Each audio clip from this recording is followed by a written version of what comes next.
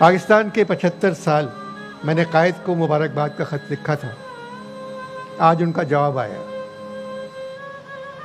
انور مقصود، 75 برسوں سے تم پاکستان میں ہو.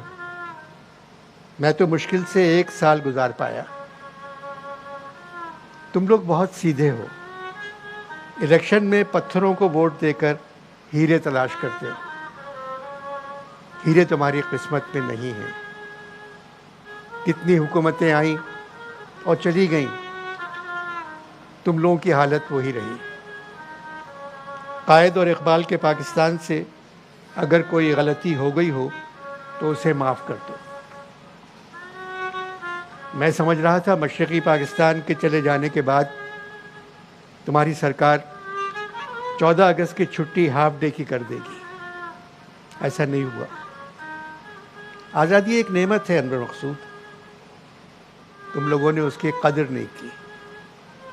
ماں جب بچہ پیدا کرتی ہے تو وہ آزاد ہوتا ہے، مگر جب وہ جوان ہوتا ہے تو تمہاری حکومتیں اس کو غلام بنا دیتی. ایسا نہیں ہونا چاہیے. لوگوں کو سمجھا دو کہ مقروض بچے پیدا کر کے کیا فائدہ.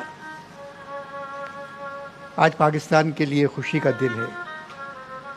ایک بات کہوں، ان 75 برسوں میں پہلی مرتبہ پاکستان سے ایک خوشی کی خبر آئی. پہلی مرتبہ. امریکہ، سعودیہ، UAE، قطر، ترکی اور چین نے پاکستان کو پیسے دینے سے انکار کر دیا.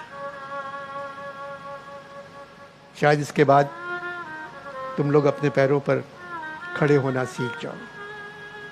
سنا ہے قومی ترانے کی موسیقی نئے سرے سے ترتیب دی جا رہی ہے. وہ تو بہت اچھی تھی، کیوں بدل رہے؟